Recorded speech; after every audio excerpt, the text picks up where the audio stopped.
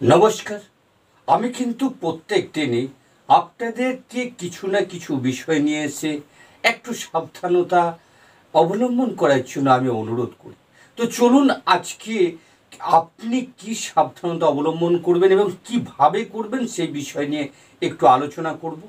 আজকে যে কথাটা বলবো সেটা হচ্ছে 12/5/2024 থেকে 18/5/2024 বিশ্ব রাশি কি সাবধানতা গ্রহণ করবে এই সপ্তাহের জন্য, সেটা নিয়ে আমরা বিস্তারিত আলোচনা করব।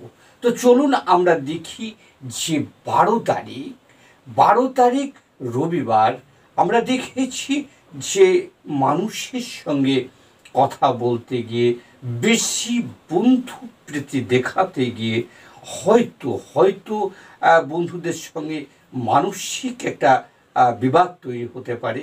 এরপরে আসছি সোমবার।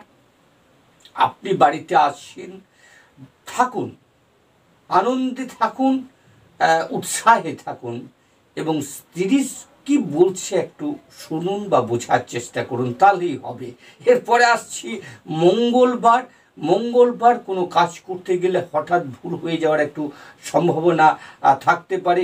কেউ হয়তো আপনাকে কিছু প্রশ্ন করতে পারে, সেই প্রশ্নের উত্তরে আপনি ভুল হতে পারেন, একটু হতবাক হয়ে যাওয়ার সম্ভাবনা রয়েছে। এরপরে আসছি বুধবার, 1লা জ্যৈষ্ঠ। এই 1লা জ্যৈষ্ঠ বুধবার আপনার মনের মধ্যে নানা ধরনের মানসিক উদ্বেগ বৃদ্ধি হতে পারে, উৎসাহ বৃদ্ধি হতে পারে। কোনো না কোনো কর্মক্ষেত্রে আপনার সফলতা আসার কারণে আরও উৎসাহ হতে পারে, সেটা সাংসারিক হতে পারে, সামাজিক হতে পারে, অর্থনৈতিক হতে পারে। এরপরে আসছি বৃহস্পতিবার। একটু যখন যাতায়াত করবেন দেখে শুনে করবেন, যেন কোনো জায়গায় আঘাত টাঘাত না লাগে।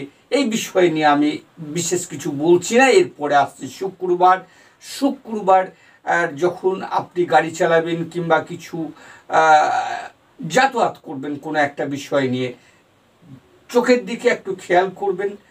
চোখে কোনো মাছি, বালি, ধুলো, কাদা ইত্যাদি পোকামাকড় না, আঘাত না লাগার কিছু নেই, তবু একটু সাবধানতা অবলম্বন করা উচিত। এরপরে আসছি শনিবার সন্তান সন্ততি মা বাবাদের নিয়ে আনন্দে থাকুন। মা বাবা এবং গোটা সংসারের যে সদস্য আছে তাদেরকে নিয়ে সারাদিন আনন্দে কাটান। তর্ক এড়িয়ে চলুন, বিতর্ক এড়িয়ে চলুন। দেখুন ঈশ্বরের আশীর্বাদে আপনি খুব ভালো সপ্তাহ কাটাবেন। ভালো থাকুন, সুস্থ থাকুন।